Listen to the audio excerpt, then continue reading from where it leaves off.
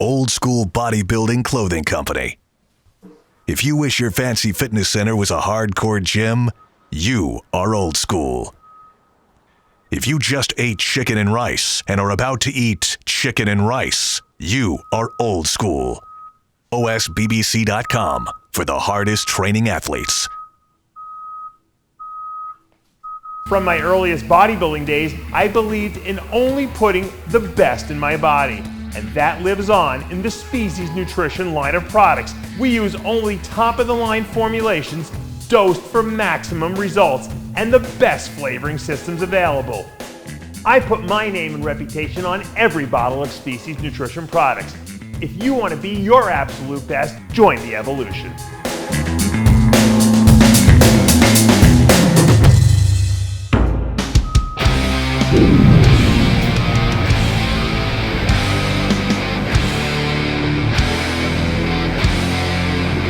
Welcome back to Live With, brought to you by Species Nutrition. I'm Dave Palumbo, and today's guest is a good friend of mine. He is also the 2020 IFBB Chicago Pro champion, and he's going to the Olympia this year in December. Of course, the guy I'm talking about is the BK Beast himself, Akim Williams. Welcome back to the show.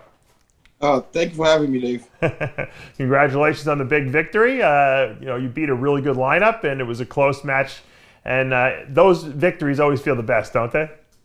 Yeah, of course, man. It was definitely a battle between me and Justin, man. Yeah, I think that was the first in the IFBB history that what they did, So yeah, hats off to Justin for bringing a great package, man. It's nice. A lot of times I hate to say it, but you've come out as the second place guy in a lot of these close battles, especially last year, over and over. So you know what it is to be the guy who didn't win, And so this year, you were the guy who actually got the nod, even though it was, I think it ended in a tie, right? Well, I mean, the way they did it is a tiebreaker because I won the finals, so it's a tiebreaker. Right. Well, what they do is, I believe they go back. This is my understanding. He won prejudging. You won the finals with the same score. So you had this. The end of the day, you were tied. They go back to the scores that they discard because they get rid of the lows and the highs, and you wound up with more, I guess, first place votes, and you won. Yeah. So. Which was actually a good thing, because it qualified you automatically for the Olympia, and now you're going to go to the Olympia. Now, what I noticed about you, and I've said this before, even in my wrap-ups and previews, I said, you've gotten better and better and better and better, and every year you've made improvements. And even when you stopped maybe gaining stage weight improvements, you started making quality improvements, which is at some point what you really needed to do. You didn't need any more size, you needed the quality. And now we're seeing conditioning improvements, and the knock against you obviously was the back detail wasn't there. You got it now. Why do you think everything clicked? Was it just a matter of time for you, or do you think it was something that you changed in the way you trained? Or give us your insight on the last 3 years of your progression. I definitely think it has to do with the training, the different training style. Because when I first started bodybuilding, I just did a whole bunch of powerlifting stuff, 3-4 reps and stuff like that. Now I'm doing high reps, holding, squeezing and stuff like that. So I'm training more like a bodybuilder. Right. Within the last 3 years, I've been training more of like a bodybuilding type training, and it's definitely shown in my physique, So I would have attributed to the training and stuff like that. And I think it's important to mention, however, though, Akim, the reason why you have so much muscle is because you trained heavy and hardcore the first, 5 years of your career, and that's needed. You can't. In other words, I think a lot of people can say, "Oh, well, maybe I'll just do high reps." You can't do one without the other. You need to have the solid base of muscle before you can actually refine it. You can't do both at the same time, and that's I think a problem a lot of people try to make. Don't you think? Yeah, true, very true. You have to have a combination of both. And right now, for me, I don't need to go deadlift 700 pounds. Right. I could put 400 on the bar and do 15, 20 reps. And get more out of it than doing 700 pounds for 2 or 3 reps, Right. And you know what? You're probably preserving your body, because I think what Ronnie Coleman did was he was a guy who did the heavy weights and the high reps and was somehow able to recover from it. And probably knowing your genetics, you probably would too. But I think it caused his body to deteriorate as his career went on. Yeah, of course. After a while, you're getting up there in age. Your body don't recover the same. It doesn't feel as good, the next day. Yeah, no, exactly. It doesn't. I remember a while back, I wanted to like prove something to myself, and I tried to deadlift, and I went up to like 7 plates. Yeah. And the next day, I was just like, "Holy shit, man!" Yeah. Meanwhile, you were coming to Bros vs. Pros, and you were deadlifting 800 pounds like a week out from a show, and it was no big deal for you back then, right? Exactly. Wait till you get like 5 or 6 years older, and you look back at some of those lifts you did. You're going to be like, "Oh, how did I do that? I don't get it." What was I thinking, right? Yeah, but you know what? I always tell people this story. You know, when I would watch Akim squat, I mean, literally, probably at my biggest when I was 319, I think I squatted 700 pounds for 2 reps, and it felt like the heaviest weight I'd ever lifted. It felt like I had a house on my back, and the hardest part was just walking back with the weight. Like, I literally felt like I was going to be crushed. And I've seen you take 700, almost 700 pounds off a squat rack, walk back with it like it was 135 pounds and do reps with it. And I was like, how in the heck did he do that? I mean, when you look back at that now, do you say to yourself, how did I do that? Definitely true, man. Yeah. Because once you don't do it anymore, you lose the ability to do those crazy lifts. You know, people don't realize it. I think it's also the fear, too. The fear kicks in, man. And then Yeah, you look at yeah. it and you're like, you know. And then on top of that, you go on social media and you see all these gym-filled videos where guys doing this kind of weight and killing themselves in there, you know, and then you start second-guessing stuff, you know. But you know what? When you did those weights, it wasn't. You didn't look like you were in any kind of like. It looked like it was not a big deal to you. Whereas some of these guys, you see them lift some pretty heavy weights, but they look like they're almost like gonna die on the lift. You know. Yeah. You were like, it's not a big deal. This is pretty easy weight. I've seen you row. I think you were rowing like 500 pounds almost, like it was like a 135 on the bar almost. Mm-hmm. So when Oscar gets a hold of you and says, all right, Akim, we you're strong and everything like that, but we got to start targeting, certain muscle groups. What specifically, like, give us your back training. How has your back training changed from 5 years ago to what you do today? Well, we kind of move away from a lot of the compound movement. Like, I could count on my hands how many times we deadlift. We don't really deadlift like that anymore. Okay, you don't need we that. We still do rows, but we focus more on form and that whole contraction type stuff than versus just moving the weights. So it makes it work. Like sometimes I train with Oscar, and he would put some weights on it. Let's say like we're doing I don't know, like maybe leg press. Right. And he puts like 6 plates on there, and I'm like, man, I could do a lot more than that. Yeah. But when he starts making you holding and squeezing and all this other stuff, it feels like a ton, you know? Of course. So it kind of humbles you a little bit. Sure. Now, you're very lucky in the sense that, during this whole COVID thing, New York was locked down for a long time. No gyms were open. You were driving from Jersey all the way to Brooklyn to train at Oscar's gym, like probably 5 days a week, I would think, right? Yeah. That's crazy. And that's not, for people who don't live in New York, that's not an easy drive because no, it's not. It's definitely not. It's very stressful. I will say I have to give a shout out to Elite Training Center. That's a little gym that's close to me. Okay. Eventually, they put their foot down and they decided to open up. Right. And they kept it on the down low, so I had a little spot. Oh, okay, that's good. If I was too tired to go to Oscar, I'll go there and no, but that people don't realize to drive 15 miles from Jersey to Brooklyn take you 2 hours sometimes, Yeah. Sometimes and then you got to go back too, during rush hour. So it's crazy.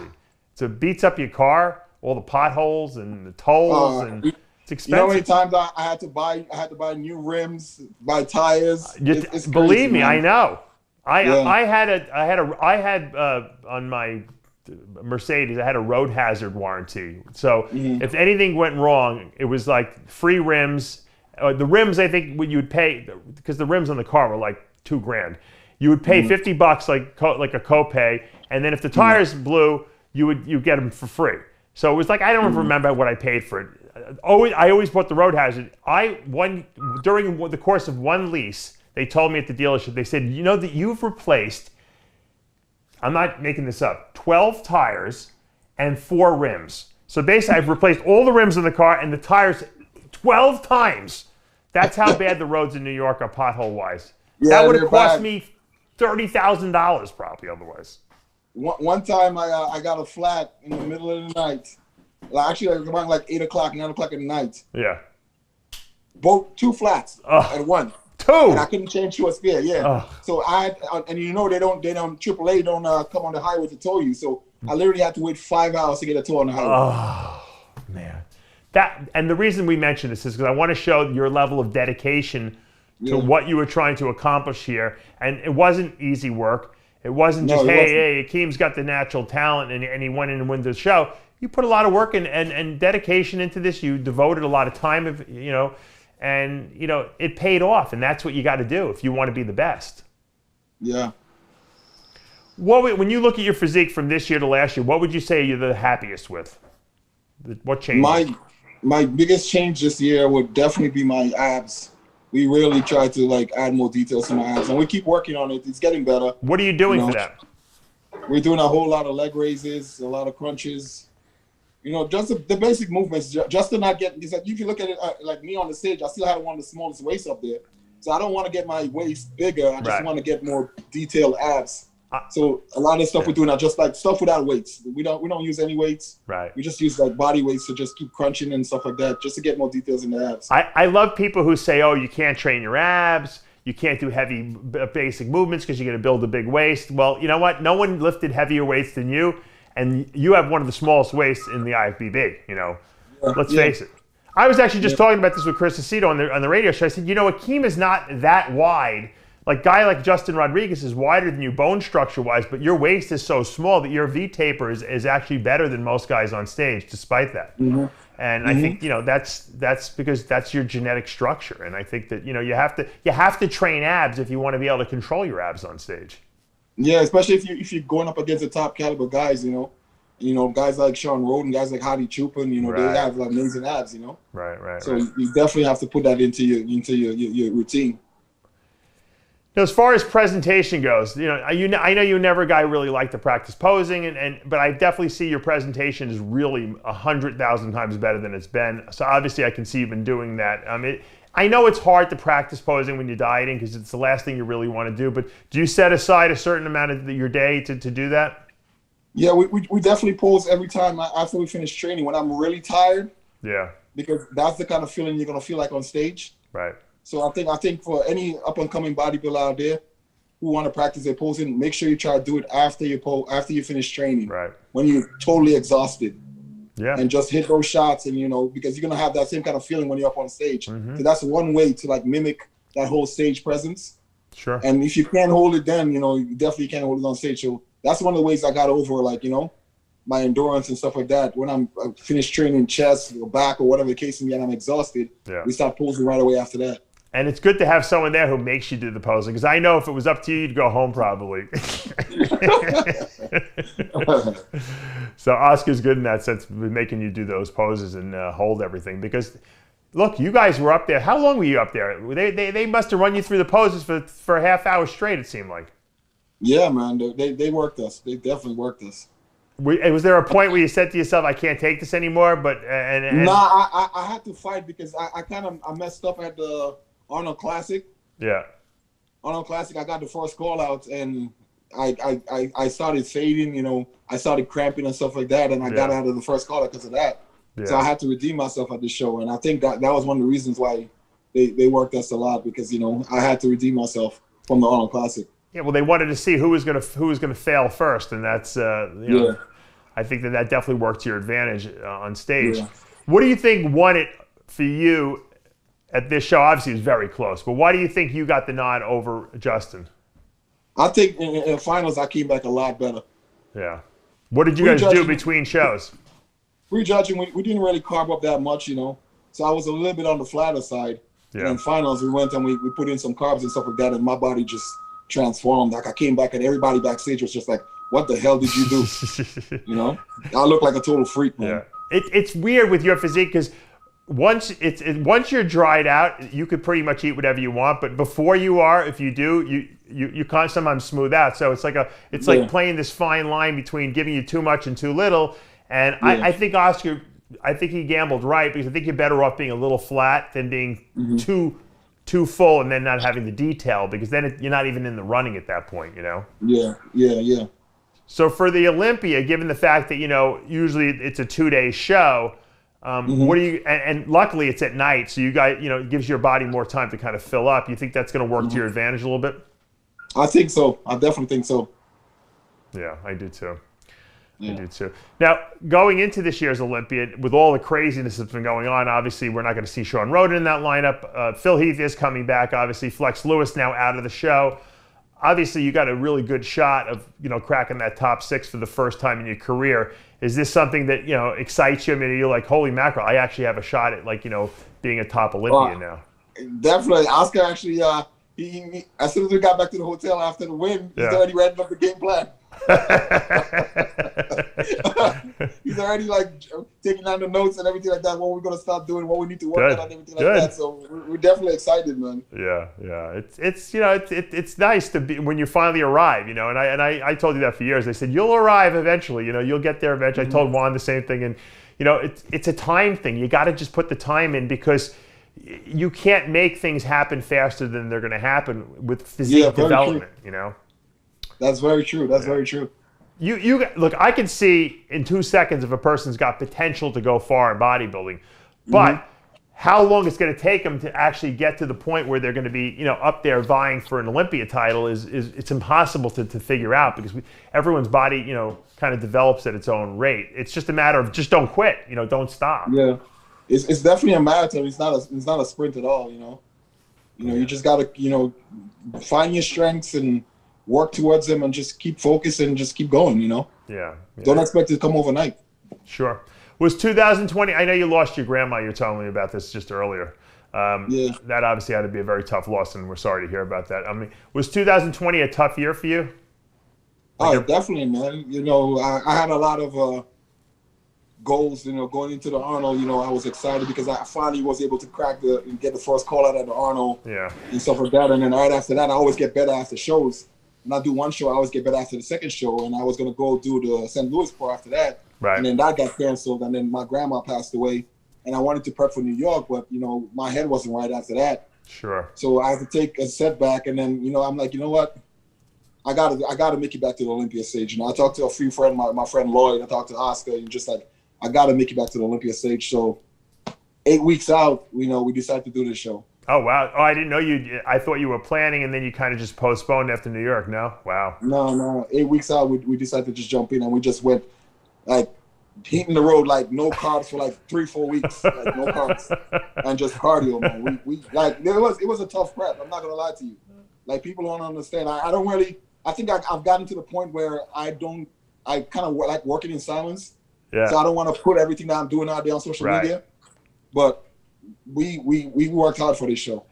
People don't know. I say this as a joke, but it really is the truth. You have to, your body grows real easy, but when you have to diet those last couple of weeks, you got to eat like a bikini competitor. If people saw the amount of food that you probably ate, they probably wouldn't believe it. They think you were lying, I bet, right? But it's funny because my body, no prep is the same. Because this time around, Oscar fed me a lot more, man. Oh, he did? We were doing something 7 meals. Oh, wow. All right. Well, That's good. That means your body's metabolism is improving, Yeah. I would get hungry every hour and a half. Every hour I would be hungry again. Yeah. Well, sometimes if you're hungry, that doesn't mean you should be eating. But, obviously whatever was working worked for you this time. But you said you went very low carbs, though, right? Yeah, I was very low. For the first 3-4 weeks, I was very low carbs, no carbs at all. Right. And then once the body fat started coming off, then we started putting a little bit of carbs in and stuff. Nice. All right. Well, you guys, whatever you guys did for this show was perfect because I thought this was the best conditioning we've seen from you ever.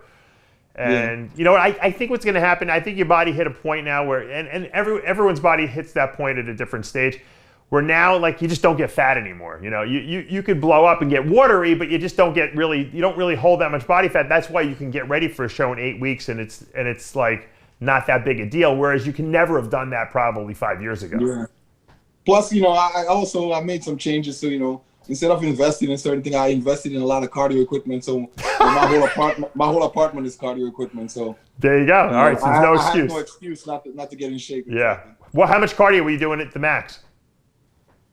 I think right around 2 hours, 2.5 hours of cardio. That's a lot of cardio, and people have to understand you busted your butt to get in shape. It wasn't an easy run, and not many people could endure that type of amount of cardio with the low food. you did it, and that's because that's your job now, and you know, that's why, you know, that I always tell people, when you stand on that stage and they hold your hand in victory, all that hard work, you finally understand in your brain was worth it, because now you know why you were doing it, you know. I mean, you saw my reaction on stage when I finally. Yeah, I could tell you were emotionally taking it. You know, it was like an emotional experience for you. Because I've been in that situation so much in 2019, where I'm right there, and then they just. Was it 3 shows you got second like that? Either 3 or 4. I can't even. Yeah, remember. it was a lot. It happened to you a couple times. Situation. Juan beat you that one time. I had the same situation too. Yeah, and a lot of those shows could have gone either way too. It was not like it was like. That it was not like a blowout. You just got edged out at the very last minute. But you know what? Maybe you worked harder this time, and that's why you got the win. Yeah.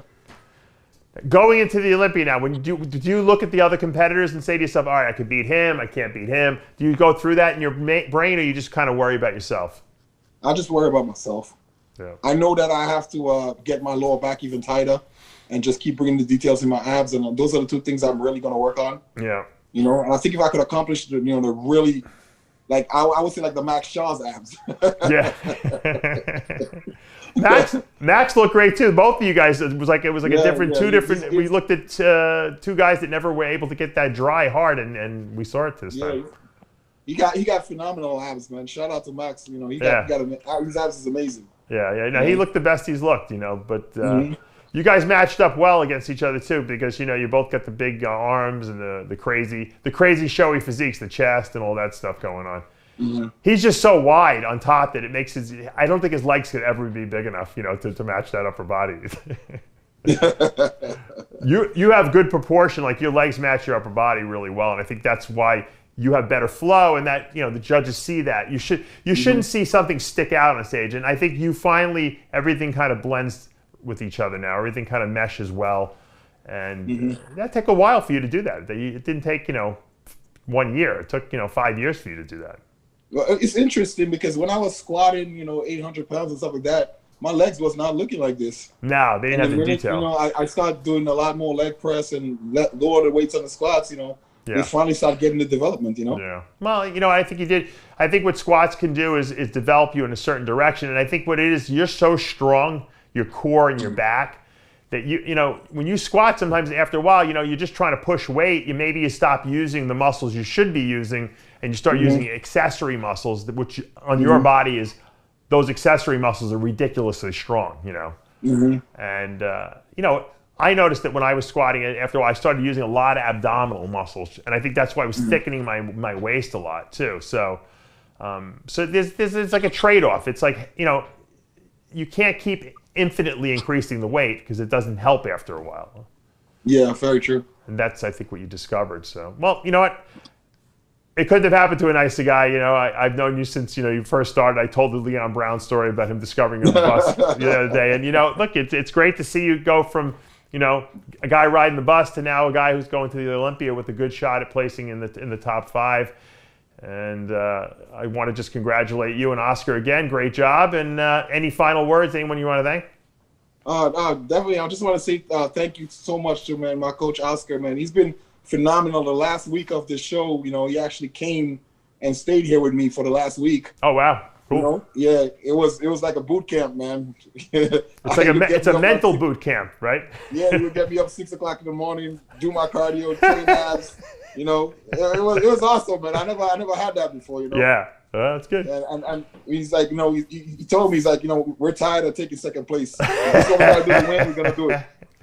And you know, I believed in him, and he told me just keep the faith and just stay focused, and we pull off that win. Yeah, no, it was great. It was a great victory, and you know, I loved watching it because, you know, I know how hard you've been working over the years, and to get to that point where you finally are the guy with the hand raised. And it was a really good show. It wasn't just the top 2. The whole top 5 was great. Show. Yeah. It was definitely a great top 5. Yeah. All those guys, they came in really great condition, man.